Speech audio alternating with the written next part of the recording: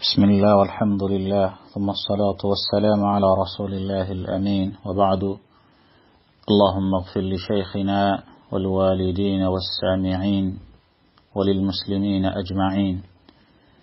سبحانك اللهم لا علم لنا إلا ما علمتنا، اللهم انفعنا بما علمتنا وعلمنا علما ينفعنا وزدنا علما، والحمد لله على كل حال. وبعد، معاشر المؤمنين، فحياكم الله وبياكم وحفظكم الله ورعاكم وجعل الجنة مثوانا ومثواكم، وتقبل منا جميعا صالح الأعمال. أيها المؤمنون عباد الله، فأوصيكم ونفسي بتقوى الله، فاتقوا الله حق التقوى وراقبوه في السر والنجوى، واعلموا أن أجسادنا على النار لا تقوى. قال سبحانه: يا أيها الذين آمنوا اتقوا الله حق تقاته ولا تموتن إلا وأنتم مسلمون. ثم رزق الله سبحانه وتعالى أشات لسيو موابه أبلم نعمة من نعم الله جل في علا.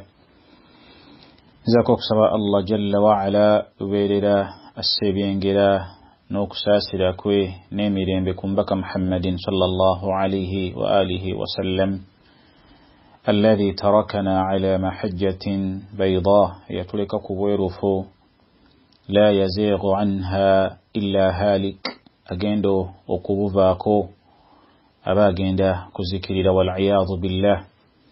سلما كوي كبرزنا مو كبيران قتشو واجتبع الله تبارك وتعالى بانغالينا تموي غير الله جل وعلا جتوه توكلونغوسا. أبيبتي وبارك الله فيكم، ما زال الحديث موصولا ومستمرا تشيون قليلايو دل بإذنه تبارك وتعالى مع الآثار نبي جامبو إبيابو أبالونغو فابات كلين بلا إبيجا نبي كنغاني زبوا مكدوا في الشيخ عبد الرحمن الشمري رحمه الله تعالى مرسالة jitwa salawo kubeeranga jituganyulwamu insha Allah tabarak wa ta'ala. Niwankubadde si yeyo yokka joyinzo sangamu athar ezaba as-salaf as-salih, naye oba oliawo biidhnihi tabarak wa ta'ala olw'obufunda bwayo, ate nga oba oliawo esobola okubeera nti yani yasira likulli talibi ilmin, koyo yenna omuyizi anoonya okumanya okubeera nti yastafiidu minha, abeera nga agiganyulwamu. Eyina omutwe ogugamba nti al-arba'una al-athariya fi thanaa'i as-salafi as-salih ba'duhum ala ba'd.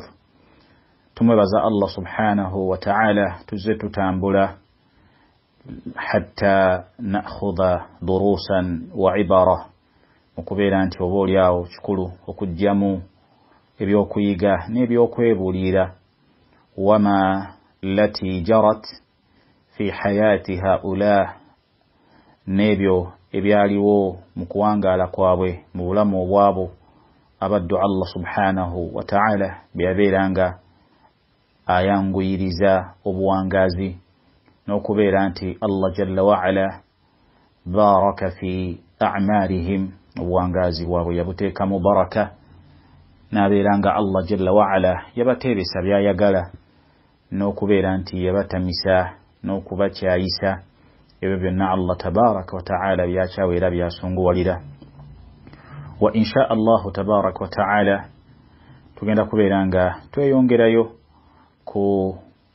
kigambo ekyabiri mu bbiri biidhnihi tabaraka wa ta'ala mu kitabo kyaffe, nga akitutuusaako y'omu kwabo abasalafu abaatukulembera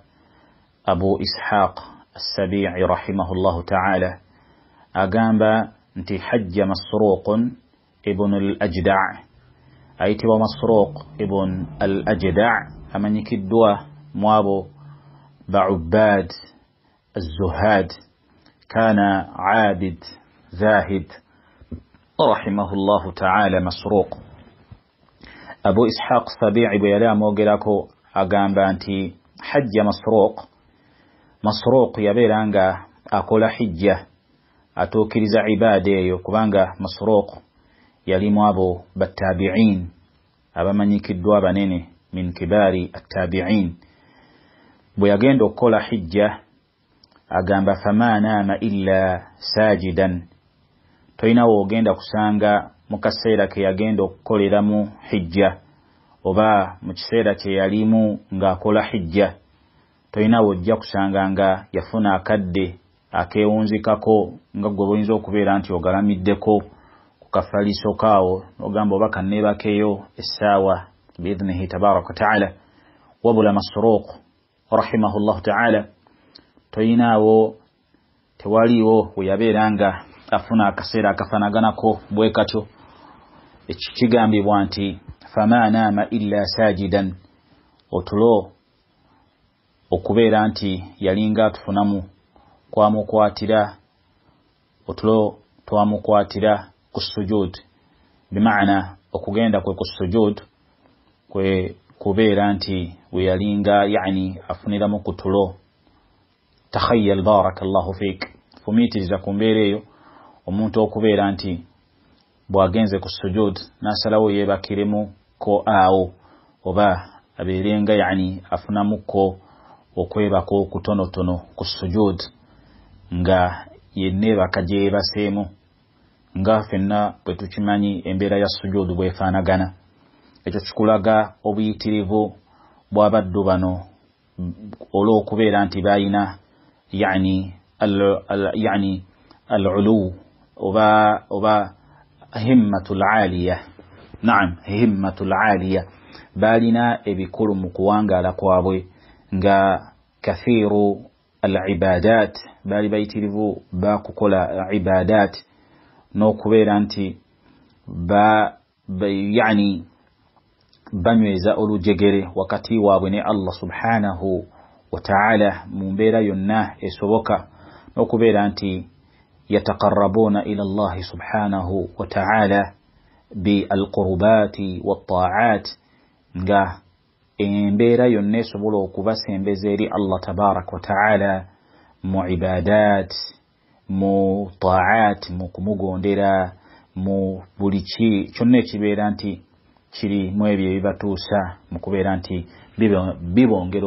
okubasembeza eri Allah subhanahu wa ta'ala babeera nga wallahi babyenyigiramu era wa asbah haula min awliya illah ne babeera nga baali ddala mu abo mikwano gy'owekitiibwa Allah subhanahu wa ta'ala Allah be yagamba nti ala inna awliya Allahi la khawfun alayhim wala hum yahzanun alladhina amanu wa kanu yattaqun Allah yabatenda mu suratu Yunus ngalaga embeera zaabwe idhan Abu Ishaq as-Sabi'i rahimahullahu ta'ala alaga muzimu kwezo embeera ezaba ubbad awliya nga Masruuq ibn al-Ajda' rahimahullahu ta'ala muzimu ku mbeera ze mu buwangazi bwe yawangalirangako rahimahullahu ta'ala wa radiya anhu wa barakallahu fikum wa jazakumullahu khairan ووفقنا الله جميعا لما يحبه ويرضى إلى هنا والحمد لله.